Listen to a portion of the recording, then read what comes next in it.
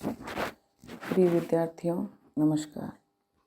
छायावाद की कविता की चर्चा करते हुए हमने उसकी काव्यात्मक विशेषताएं या कलात्मक विशेषताओं के बारे में विचार किया था।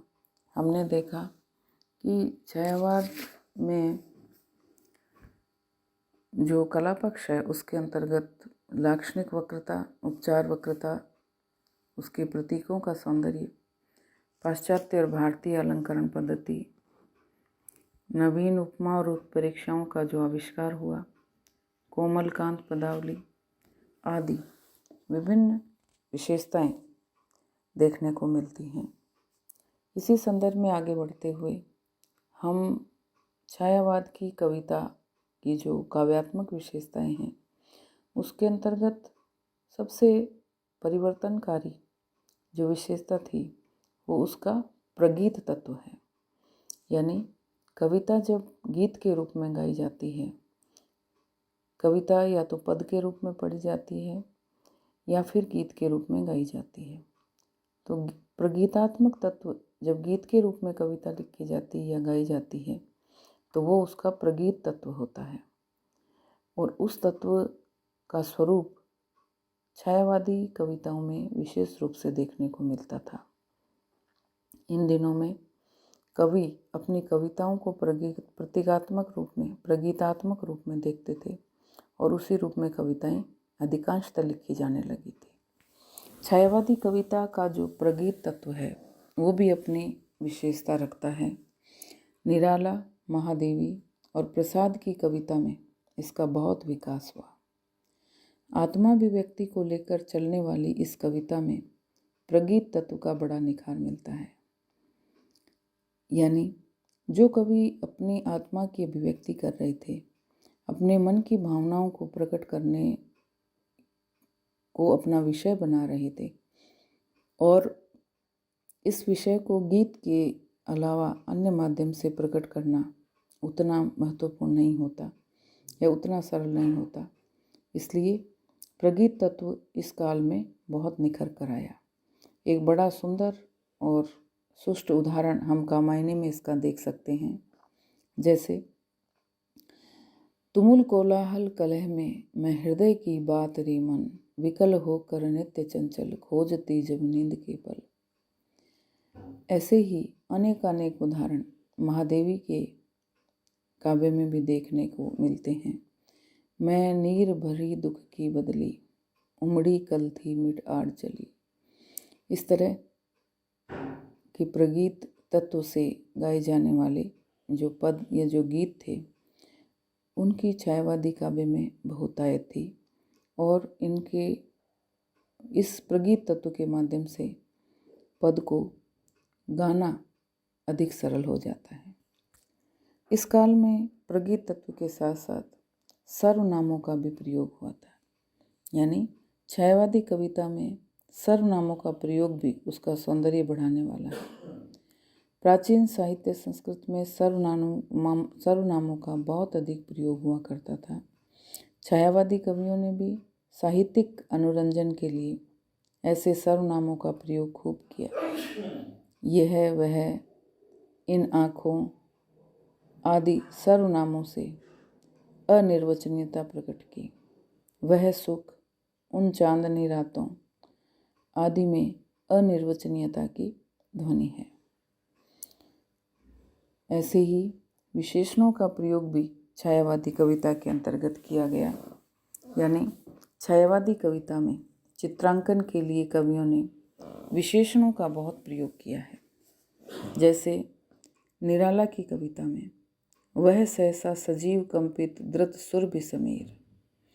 यहाँ इतने विशेषणों का एक साथ प्रयोग करने से उसका चित्र अंकित हो जाता है। हमारे यहाँ काव्य में पहले क्रिया रूपों की अधिकता थी, उससे भाव की अभिव्यक्ति करने में बड़ी सहायता मिलती थी, परंतु स्वरूप स्पष्ट नहीं होता था। छायावादी कवियों ने जब नए कला रूप को जन्म दिया तो नए विशेषण बनाने की आवश्यकता पड़ी। चंचल पग दीप शिका के घर, ऐंचीला धनुष, नीरव गान, चंचल पगदीप शिखा के ऐंचीला और नीरव विशेषणों की सहायता से द्रुत गति, धनुष और गान का रूप स्पष्ट होता है। डॉक्टर देवराज के शब्दों में आधुनिक हिंदी काव्य को सुंदर शब्दकोश और कोमल मधुर अनुभूतियाँ छायावाद की ऐतिहासिक देन है। ऐसे ही छायावादी कविता में बिंब विधान बहुत महत्वपूर्ण है, क्योंकि इन कविताओं में बिंब विधान बहुत कलात्मकता के साथ प्रदर्शित हुआ है। निराला की राम की शक्ति पूजा के शब्द चित्र समाकलित बिंब विधान के सुंदर उदाहरण हैं। कामायनी के लज्जा सर्ग से बहुत ही संश्लिष्ट बिंब प्रकट होते हैं, जैसे लाली बन सरल कपोलों में, आँखों में अंजन सी लगती, कुंचित अलकों सी घुंघराली, मन की मरोर बनकर जगती, चंचल किशोर सुंदरता की, मैं करती रहती रखवाली, मैं वह हल्की सी मसलन हूँ जो बनती कानों की लाली। अब आप देखिए लज्जा का कितना सुंदर बिंब प्रसाद जी ने कामायनी में खींचा है। ऐसे ही छंद, तुक आदि के क्षेत्र में नवीन नवीन उद्भावनाएं छायावादी काल में हुई हैं। नए नए आदर्श बिंब विधानों को लेकर के स्थापित किए गए हैं, परंतु ये सब उद्भावनाएं छायावादी भावनाओं को अभिव्यक्त करने के लिए आवश्यक भी थी। छायावाद के कवियों ने अपनी बात को स्पष्ट और साक्षात न कहकर छाया के रूप में अभिव्यक्त किया है। तो जब हम छाया को साथ लेकर चलते हैं या छाया की अभिव्यक्ति करना चाहते हैं, तो निश्चित है कि स्पष्ट अक्षर लिखने की बजाय बिंब के माध्यम से छाया का प्रकटीकरण अधिक सरलता से हो सकता है। इस तरह हम देखते हैं कि छायावाद एक महत्वपूर्ण काव्य पड़ाव था, जिसमें एक साथ 3 क्रांतियाँ हुई। छायावादी कविता में एक साथ 3 क्रांतियाँ इसलिए हुई और इसीलिए छायावाद एक पहेली बनकर के सामने आया। पहली क्रांति विचार और भावना के क्षेत्र में हुई, जिसके अंतर्गत पूर्व की कविताओं के विचार और भावनाएं बिल्कुल परिवर्तित हो गई।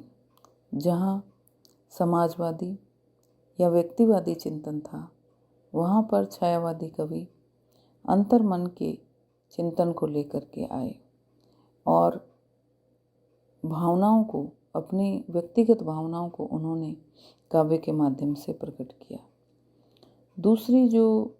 दूसरा परिवर्तन छायावाद काल में हुआ वो कला के क्षेत्र में हुआ और तीसरा साहित्यिक दृष्टि से।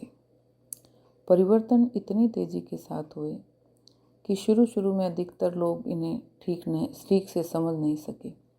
यानी छायावादी कवियों की जो कविताएं थीं, उनमें स्थित जो मौन निमंत्रण था, जो बिंबों और प्रतीकों की साधना थी, उसको समझने में लोगों को समय लगा। इसलिए छायावाद के संबंध में बहुत भ्रांतियाँ फैली। इस कविता का विरोध भी बहुत हुआ और इसे उतना महत्व भी नहीं मिल पाया जिसकी वो हकदारनी थी उस समय में। लेकिन जिस प्रकार अंधों के देश में हाथी की विविध रूपी परिभाषाएं होती हैं, उसी प्रकार आरंभ में हिंदी आलोचना के क्षेत्र में छायावादी कविता का स्वागत हुआ। प्रारंभ में आलोचकों ने छायावाद की किसी एक विशेषता को पकड़कर उसकी विवेचना की। आज बहुत समय बीत जाने के बाद लोगों ने सम्यक रूप से छायावादी कविता और उसके महत्व को समझा। विद्वानों का अब ये मत है कि छायावादी कविता का युग आधुनिक कविता का स्वर्ण युग है। डॉक्टर नगेंद्र ने तो कहा भी है कि इस कविता का गौरव अक्षय है। इसकी समृद्धि की समता केवल भक्ति काव्य ही कर सकता है। यानी आधुनिक काल में व्यक्ति के मन के भावों की अभिव्यक्ति जिस रूप में छायावाद में हुई है, वह अभिव्यक्ति भक्ति काव्य की समानता करती है। भक्ति काव्य में भी कवियों ने, भक्तों ने जैसे अपने मनोभावों को व्यक्त किया है, वैसे ही आधुनिक काल के कवियों ने भी अपने मनोभावों को व्यक्त करके हिंदी साहित्य की कविता को सुदृढ़ और समृद्ध किया है। छायावाद यही संपन्न होता है। धन्यवाद।